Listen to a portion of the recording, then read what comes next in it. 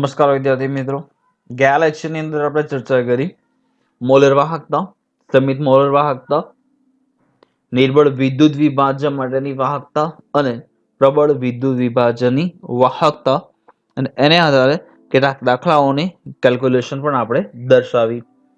હવે વાત કરીએ આયનોની વાહકતા કે પ્રબળ વિદ્યુત વિભાજનની વાહકતા, મતલબ કે એની સીમિત મોલર વાહકતાનો અભ્યાસ આપણે તેની આલેખીય રજૂઆત દ્વારા દર્શાવી શકીએ છીએ. એટલે કે નિર્બળ પ્રબળ વિદ્યુત વિભાજન માટે સીમિત મોલર વાહકતા શોધવી સરળ છે. કે આલેખીય રજૂઆત દ્વારા આપણે એક આલેખ દોર્યું હતું, lambda M is equal to lambda 0m minus a into c⁴ જ્યાં લેમ્ડા એમ વિરુદ્ધ c⁴ ના આલેખીય રજૂઆત દ્વારા પ્રબળ વિદ્યુત વિભાજનની સીમિત મોલર વાહકતા આપણે y અક્ષ પર મળતા આંતરછેદથી મેળવી શકીએ છીએ. પરંતુ નિર્બળ વિદ્યુત વિભાજ્ય એટલે કે જેવા એસિટિક એસિડનું ઉદાહરણ આપેલું હતું, જેની સીમિત મોલર વાહકતા આપણે આલેખીય રજૂઆત દ્વારા મેળવી શકતા નથી. કારણ કે એ અક્ષ y અક્ષ ઉપર એ સમાંતર બની જાય છે, જેની મદદથી આપણે એનો આંતરછેદ નથી મેળવી શકતા. તો એની સીમિત મોલર વાહકતા કઈ રીતે શોધવી? તો એના માટે એક નિયમ છે કોહલ-રોશનો આયનોની સ્વતંત્ર અભિગમનો સિદ્ધાંત. અને એ સિદ્ધાંત શું છે આની ચર્ચા કરીએ. શરૂઆત કરીશું આપણે મોલર વાહકતા લેમ્ડા એમ નું મૂલ્ય જુદા જુદા વિદ્યુત વિભાજ્ય માટે મેળવી શકાય છે. આ ઉપરાંત સાંદ્રતામાં ફેરફાર સાથે મોલર વાહકતા લેમ્ડા એમ ના મૂલ્યો પણ બદલાશે. અભ્યાસ પરથી જણાયો છે કે કેસીએલ જેવા પ્રબળ વિદ્યુત વિભાજનની જુદી જુદી સાંદ્રતાએ મળેલ મોલર વાહકતા લેમ્ડા એમ નો આલેખ સીધી રેખા મળે છે, જે મેં હમણાં જ તમને ચર્ચા કરી અને ગયા લેક્ચરમાં પણ આપણે આની ચર્ચા કરી ચૂકેલા છે.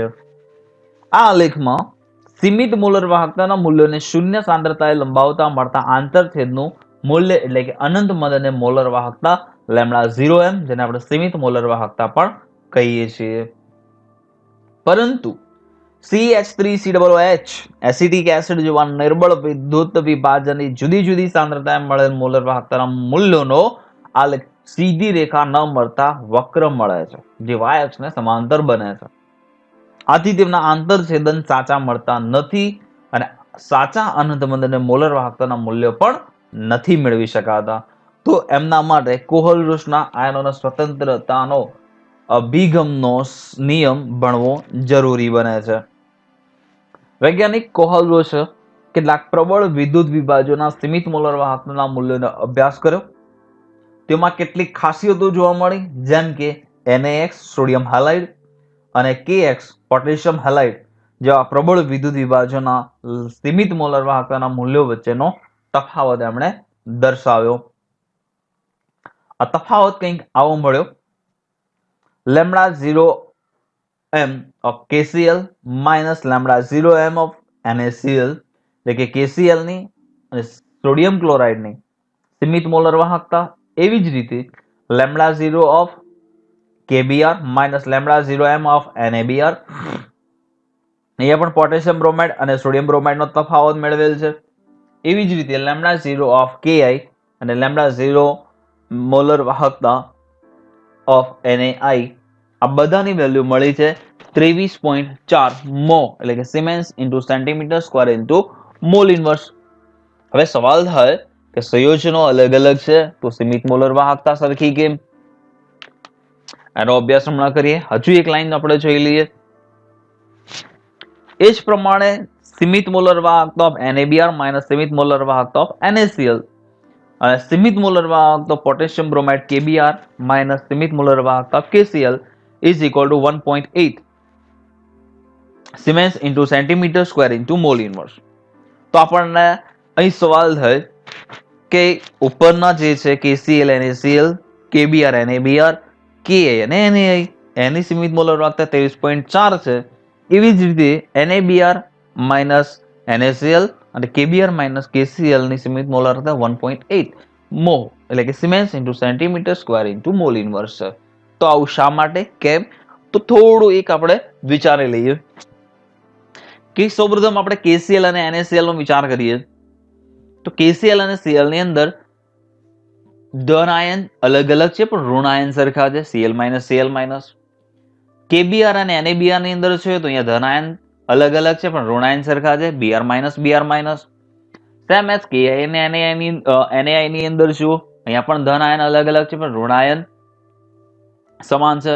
તો ઋણ આયન અહીંયા ભૂલી જઈએ તો તફાવત કોનો બન્યો, K Na મતલબ કે K Na, બીજામાં પણ K Na, ત્રીજામાં પણ K Na. તો દરેકમાં તફાવત કોનો છે, તો ધન આયનનો છે અને ત્રણેયની અંદર ધન આયન અને સરખા છે, આથી મૂલ્ય પણ સમાન જ રહે 23.4. એવી જ રીતે બીજી લાઈનમાં જુઓ NaBr અને NaCl, KBr અને KCl, જેમાં ધન આયન સમાન છે પણ ઋણાયન તમે જુઓ પહેલામાં Br અને Cl એનો તફાવત છે, બીજાની અંદર પણ તમે જુઓ Br અને Cl નો તફાવત છે, તફાવત તો Br અને Cl નો જ છે તો એની વેલ્યુ છે 1.8 siemens into centimetre square into mall inverse.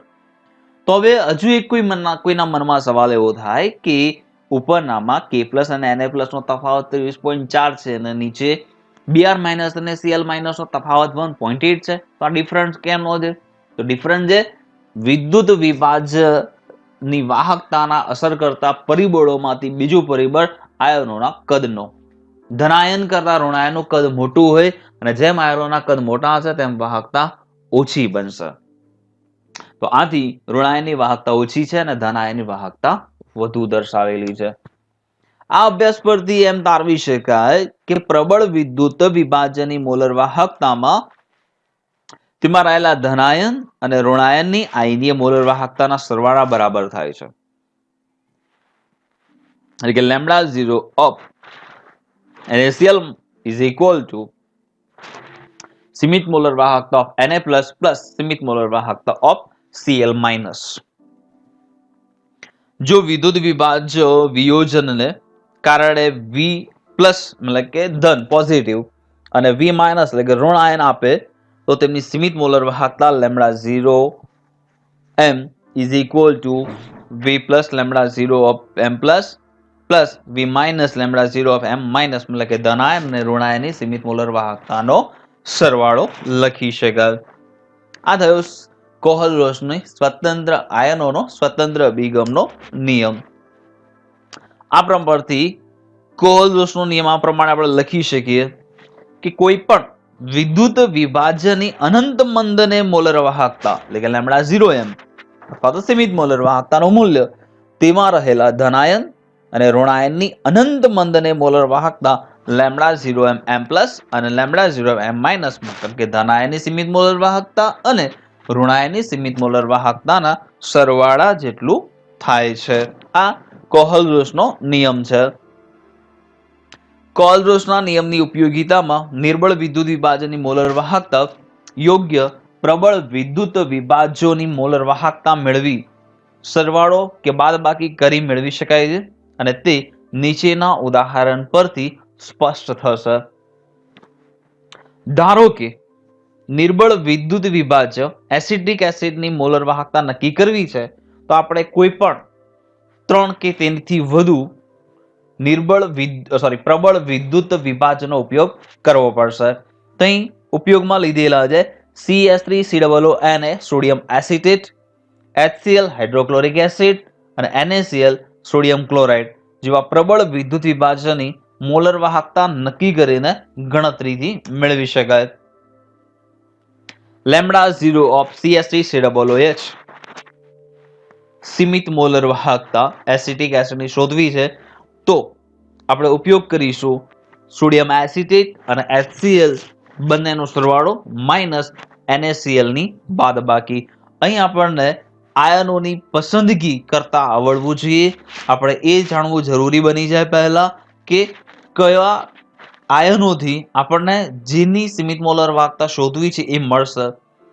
એનો અર્થ એવો કે એસિટિક એસિડની સીમિત મોલર વાહકતા શોધવી છે તો આપણી જોડે એસિટેટ આયન અને H+ આયન મળી રહે એ પ્રકારે પ્રબળ વિદ્યુત વિભાજનની પસંદગી કરી સરવાળો અને બાદબાકી દર્શાવવી. કોહલરોસના નિયમ પ્રમાણે lambda 0 of acetic acid CS3COOH is equal to lambda 0 of CS3COO minus plus lambda 0 of Na plus. આ કોની વાત થઈ ગઈ? સોડિયમ એસિટેટની. કોહલરોસના નિયમ પ્રમાણે કોઈ પણ પ્રબળ વિદ્યુત વિભાજનની સીમિત મોલર વાહકતા તેના ધનાયન અને ઋણાયનના સરવાળા બરાબર થાય. આવી જ રીતે HCl ની કેલ્ક્યુલેશનમાં lambda 0 of H plus lambda 0 of Cl minus NaCl માટે Na plus minus Cl minus plus Cl minus.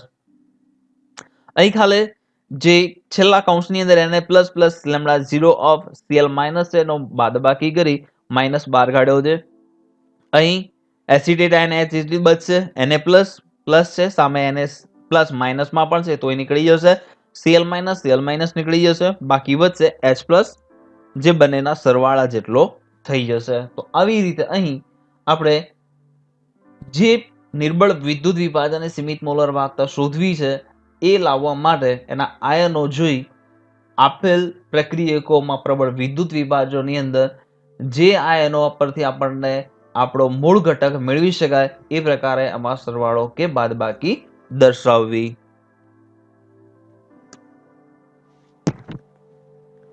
વાત કરીશું એક કોષ્ટક દર્શાવ્યું છે. આ કોષ્ટકની અંદર તમે જોઈ શકો છો કે આયન અને તેની સીમિત મોલર વાહકતા દર્શાવેલી છે. આયનમાં H+ જેની સીમિત મોલર વાહકતા 390.6 છે. Na+ જેની સીમિત મોલર વાહકતા 50.1 છે. Calcium 119, magnesium 106. આયન માટે જુઓ તો આયનમાં OH- 199.1, Cl- 76.3, acetate ion 40.9, bromine 78-1 અને સલ્ફેટ 160.0. એ વિદ્યાર્થી મિત્રો આ સીમિત મોલર વાહકતા યાદ રાખવાની નથી, પરંતુ દાખલાની અંદર આપણને આનો ઉપયોગ કરતા આવડવો જોઈએ. ઉદાહરણ તરીકે કેલ્શિયમ ક્લોરાઇડ CaCl2 અને મેગ્નેશિયમ સલ્ફેટ MgSO4 ના દ્રાવણોની સીમિત મોલર વાહકતા ગણો આપણને એમ કહેવામાં આવ્યું છે. તો CaCl2 ની કેલ્ક્યુલેશન કરવા માટે આપણને સૌપ્રથમ આનું આયનીકરણ આવડવું જોઈએ. CaCl2 ની અંદર આયનીકરણ થશે Ca2+ and Cl-, પરંતુ Cl- કેટલા મળશે? આપણને 2 આયન મળશે. બીજું છે MgSO4, જેમાંથી આપણને Mg2+ અને SO4 2- મળશે. તો કોહલરોસના સિદ્ધાંત પ્રમાણે lambda 0m of CaCl2 એટલે CaCl2 ની સીમિત મોલર વાહકતા is equal to lambda 0 of Ca2+ 2 into lambda 0 of Cl-. કેલ્શિયમની કિંમત છે 119 અને Cl- ની કિંમત છે 76.3. આનો ગુણાકાર કરી સરવાળો કરતા આપણને 271.6 siemens into centimetre square into mall inverse આપણને એની સીમિત મોલર વાહકતા મળી છે. એવી જ રીતે મેગ્નેશિયમ સલ્ફેટની કિંમત મેળવવા માટે lambda 0 of Mg2+ plus lambda 0 of SO4 2-, જેની વેલ્યુ આપણે જોઈએ 106 Mg2+ ની વેલ્યુ અને 160 સલ્ફેટની વેલ્યુ, જે ઉપરના કોષ્ટકમાં તમે જોઈ શકો છો, જેનો સરવાળો થશે 266 siemens into centimetre square into mall inverse. તો આ થયો આપણો કોહલરોસનો સ્વતંત્ર અભિગમનો સિદ્ધાંત. આને અનુરૂપ એક દાખલો છે. NaCl કે HCl અને CH3COO Na ની સીમિત મોલર વાહકતા lambda 0m ના મૂલ્યો અનુક્રમે 126.4, 425.9 અને 91.05 siemens into centimetre square into mall inverse હોય તો એસિટિક એસિડની સીમિત મોલર વાહકતાનું મૂલ્ય ગણો. તો આ 3 ઉદાહરણો આપેલા છે, 3 ઘટકો આપેલા છે, એના પરથી આપણે એસિટિક એસિડની સીમિત મોલર વાહકતાનું મૂલ્ય ગણવાનું છે. તો એનું મૂલ્ય ગણવા માટે આપણે કોનો સરવાળો કરીશું અને કોને બાદ કરીશું, આની માહિતી આપણને અનુમાન કરતા આવડવું જોઈએ. तो અહીં lambda 0 of CH3COOH is equal to lambda 0 of H plus lambda 0 of CH3COO minus, એટલે કે ઉપરના ત્રણ ઘટકોમાંથી મારે આપણે આ બે ઘટકો ગમે તે રીતે મેળવવાના છે. પછી જેનો સરવાળો કરવો હોય સરવાળો કરવાનો અથવા બાદબાકી કરવાની. તો અહીં lambda 0 of H plus lambda 0 of Cl minus plus lambda 0 of CH3COO minus plus lambda 0 of Na plus minus lambda 0 of Cl minus plus lambda 0 of Na plus. તો અહીં આપણને વેલ્યુ મળી જશે lambda 0 of HCl plus acetate ion minus NaCl. HCl ની value આપી છે 425.9, sodium acetate ની value છે 91.05 માઇનસ NaCl ની વેલ્યુ છે 126.4, જેનો આન્સર આવશે 390.5 siemens into centimetre square into mole inverse. એને અનુરૂપ એક બીજો દાખલો 0.025 mole into litre inverse methanoic એસિડની મોલર વાહકતા 46.1 siemens into centimetre square into mole inverse છે. વિયોજન અંશ અને વિયોજન અચળાંક ગણો. આગળ આપણે જ્યારે મોલર વાહકતાની ચર્ચા કરી એને અનુરૂપ દાખલો છે લખાણ સંબંધિત પ્રશ્ન.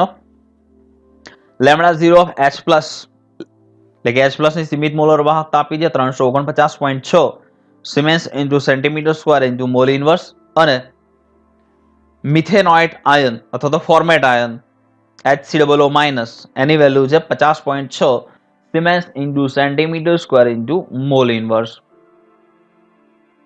તો lambda 0 of formic acid HCOOH is equal to lambda 0 of H plus lambda 0 of HCOO minus. તો H પ્લસ ની વેલ્યુ છે 349.6 અને HCOO માઇનસ ની વેલ્યુ છે 54.6. ટોટલ આવશે 404.2 siemens into centimetre square into mole inverse. આ આપણને મળી ગઈ ફોર્મિક એસિડ એટલે કે મિથેનોઇક એસિડની સીમિત મોલર વાહકતા. તો હવે આલ્ફા વિયોજન શોધવો ઈઝી થઈ ગયો, lambda m upon lambda 0m.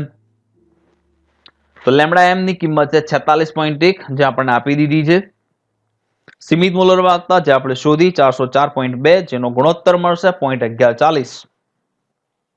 એના પરથી કે વિશિષ્ટ વાહકતા વિયોજન અચળાંક Ka is equal to C alpha square upon 1 minus alpha C 0.025 alpha 0.1140 નો સ્ક્વેર અપોન 1 માઇનસ 0.1140 જેનો આન્સર આવશે 3.66 ગુણ્યા 10⁻⁴ મોલ ઇન્ટુ લીટર ઇનવર્સ. હવે ટોપિક ચેન્જ કરીશું આપણે. વિદ્યુત વિભાજન ઇલેક્ટ્રોલિસિસ. આખો ટોપિક ચેન્જ થાય છે, ધ્યાન રાખીશું. તો જે વિદ્યુત વિભાજન એક રેડોક્સ પ્રક્રિયા છે, કારણ કે એનોડ કેથોડ બંને એક સાથે બનતી રિએક્શન છે. વિદ્યુત વિભાજનમાં વિદ્યુતીય ઉર્જાનું રાસાયણિક ઉર્જામાં રૂપાંતરણ થાય છે અને આ માટે વપરાતા ઉપકરણને વિદ્યુત વિભાજન કોષ કહે છે, જે વિદ્યુત રાસાયણિક કોષ કરતા તદ્દન વિરુદ્ધ છે. કે વિદ્યુત રાસાયણિક કોષ એ રાસાયણિક ઉર્જામાંથી વિદ્યુત ઉર્જામાં રૂપાંતરણ કરતો હતો, જ્યારે આ કોષ વિદ્યુતીય ઉર્જાનું રાસાયણિક ઉર્જામાં રૂપાંતરણ કરે છે. વિદ્યુત વિભાજનનું જલીય દ્રાવણ અથવા પીગાળેલું વિદ્યુત વિભાજ્ય કોષમાં લઈ તેમાં યોગ્ય વિદ્યુત ધ્રુવો ડુબાડી વિદ્યુત પ્રવાહ પસાર કરતા વિદ્યુત ધ્રુવો ઉપર રિડક્શન અને ઓક્સિડેશન પ્રક્રિયાઓ થઈ નિપજો પ્રાપ્ત થાય છે. કઈ વાત કરે છે? વિદ્યુત વિભાજનનું જલીય દ્રાવણ અથવા પીગાળેલું એનું દ્રાવણ લેવામાં આવે અને કોષની અંદર યોગ્ય વિદ્યુત ધ્રુવો ડુબાડી એમાં કરંટ પસાર કરવામાં આવે ત્યારે એનોડ કેથોડ ઉપર રિડક્શન કાં તો ઓક્સિડેશન પ્રક્રિયાઓ થઈ આપણને એને અનુરૂપ નિપજો પ્રાપ્ત થાય છે. આ પ્રકારની રેડોક્સ પ્રક્રિયાના પરિણામને વિદ્યુત વિભાજન તરીકે ઓળખવામાં આવે છે. જેમ કે પાણીમાં સલ્ફ્યુરિક એસિડના થોડા ટીપા ઉમેરી નિસ્યંદિત પાણીને એસિડિક બનાવી તેમાં પ્લેટિનમ નિષ્ક્રિય વિદ્યુત ધ્રુવો ડુબાડી વિદ્યુત વિભાજન કરતા કેથોડ પર ડાયહાઇડ્રોજન વાયુ અને એનોડ ઉપર ડાયઓક્સિજન વાયુ ઉત્પન્ન થાય છે. જે આપણે આગળના ઘણા ધોરણોની અંદર અભ્યાસ કરીને આવ્યા છીએ. વોલ્ટામીટર નામનું સાધન છે જે પાણીનું વિદ્યુત વિભાજન કરે છે. ધોરણ 11 ચેપ્ટર 9 હાઇડ્રોજન વાળા પાઠની અંદર પણ આપણે ચર્ચા કરી ગયેલા છીએ કે પાણીના વિદ્યુત વિભાજનથી ડાયઓક્સિજન અને ડાયહાઇડ્રોજન મેળવી શકાય છે. તો એ શુદ્ધ પાણી વિદ્યુતનું અવાહક છે, પરંતુ એની અંદર થોડું સલ્ફ્યુરિક એસિડ ઉમેરી નિસંદિત પાણીને એસિડિક બનાવ્યું, જેથી કરી તેનું વિદ્યુત વિભાજન કરવું સરળ બને છે. અને એનોડ ઉપર ડાયોક્સિજન અને કેથોડ ઉપર ડાયહાઇડ્રોજન વાયુ ઉત્પન્ન થાય છે. H2O gives H2 plus 1/2 O2. આ એનું વિદ્યુત વિભાજનનું સમીકરણ છે. આ પ્રમાણે પીગાળેલા સોડિયમ ક્લોરાઇડના વિદ્યુત વિભાજનથી કેથોડ ઉપર સોડિયમ ધાતુ અને એનોડ ઉપર ડાયક્લોરિન વાયુ ઉત્પન્ન કરાવી શકાય છે. Twice NaCl gives twice Na solid plus Cl2 gas. પરંતુ આ માટે આપણે કેટલાક ફેરાડેના વિદ્યુત વિભાજનના નિયમોનો અભ્યાસ કરીશું. વૈજ્ઞાનિક માઇકલ ફેરાડે 1834માં પ્રક્રિયાથી પ્રાપ્ત થતી નિપજોના જથ્થા અને તે માટે વપરાતા વિદ્યુતના જથ્થા વચ્ચેના નીચેના સંબંધો પ્રસ્થાપિત કર્યા હતા, જેને ફેરાડેના વિદ્યુત વિભાજનના નિયમો તરીકે ઓળખવામાં આવે છે. જે સૌપ્રથમ ફેરાડેના વિદ્યુત વિભાજનનો પહેલો નિયમ. વિદ્યુત વિભાજનથી વિદ્યુત ધ્રુવો પર ઉત્પન્ન થતી નિપજનો જથ્થો વિદ્યુત વિભાજન કોષમાંથી પસાર કરેલા વિદ્યુત જથ્થાના સમપ્રમાણમાં હોય છે. વિદ્યુત વિભાજનથી વિદ્યુત ધ્રુવો પર ઉત્પન્ન થતી નિપજનો જથ્થો વિદ્યુત વિભાજનથી કોષમાંથી પસાર કરેલા વિદ્યુત જથ્થાના સમપ્રમાણમાં હોય છે. જો W ઉત્પન્ન થયેલી નિપજનું દળ અને Q પસાર કરેલા વિદ્યુત જથ્થાનું મૂલ્ય હોય તો W ચલે છે Q. બીજો નિયમ.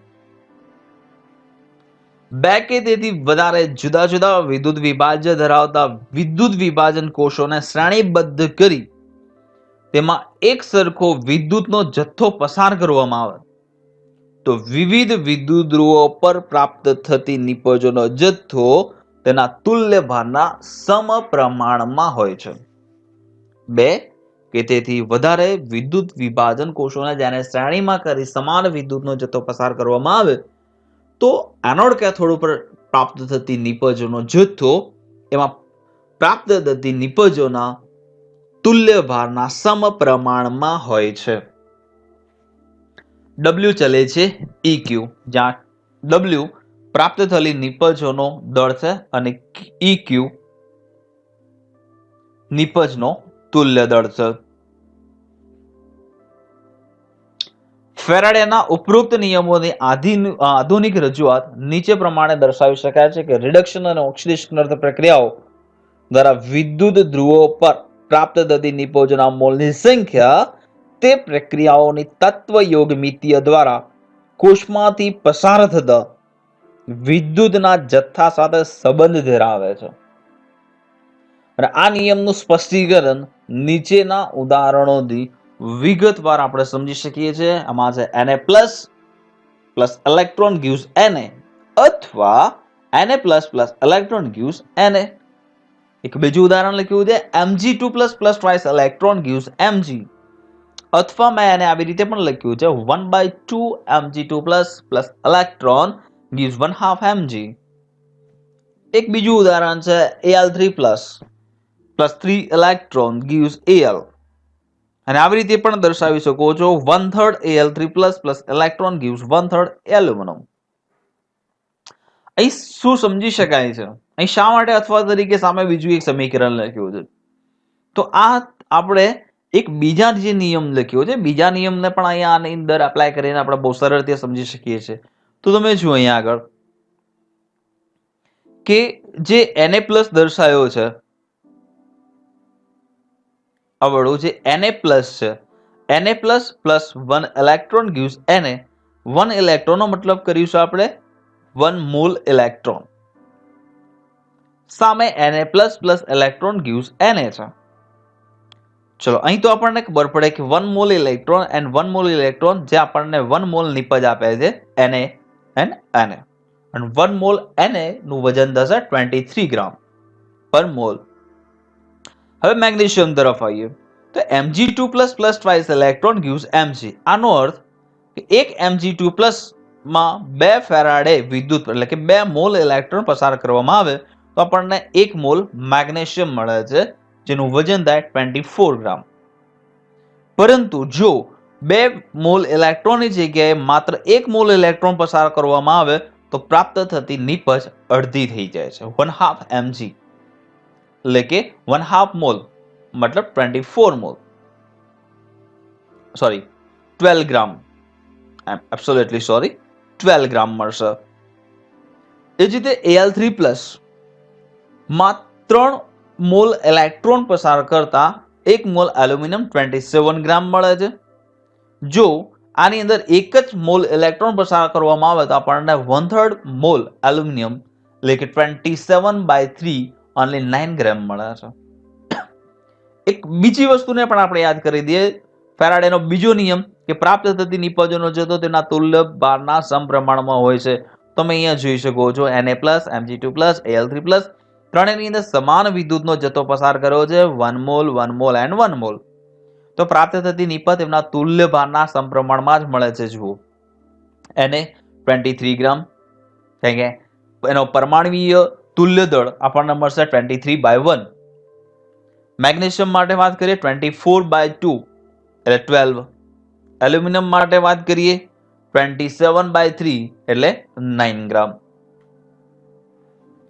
આ રિડક્શન અર્ધ પ્રક્રિયાઓ દર્શાવે છે. 1 મોલ ઇલેક્ટ્રોન વિદ્યુત પ્રવાહ પસાર કરવા 1 મોલ Na, 1/2 મોલ Mg અને 1/3 મોલ એલ્યુમિનિયમનું દળ જમા થાય છે જે એમના તુલ્ય દળના સમપ્રમાણમાં છે. 1 મોલ ઇલેક્ટ્રોન દ્વારા વહન થતા વિદ્યુતના જથ્થાને એક ફેરાડે કહે છે અને તેની સંજ્ઞા F વડે દર્શાવાય છે.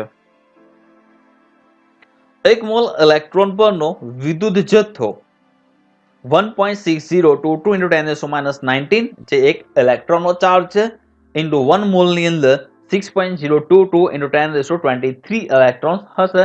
આ બંનેનું મલ્ટિપલ કરતા 96487 approximate 96500 coulomb into mall inverse મળે છે કે જે ઇલેક્ટ્રોનની વેલ્યુ છે. આથી કુલમમાં એકમમાં 1 ફેરાડે બરાબર 96487 કુલમ બનશે જેને આપણે 1 ફેરાડે કહીએ છીએ. સામાન્ય રીતે ગણતરીમાં આપણે 96500 કુલમ સ્વીકારવામાં આવેલ છે. જો કોઈ વિદ્યુત વિભાજન કોષમાં I એમ્પિયર વિદ્યુત પ્રવાહ t સેકન્ડ માટે પસાર કરવામાં આવે તો પસાર થયેલો વિદ્યુતનો જથ્થો Q કુલમ એકમમાં નીચે પ્રમાણે ગણી શકાય.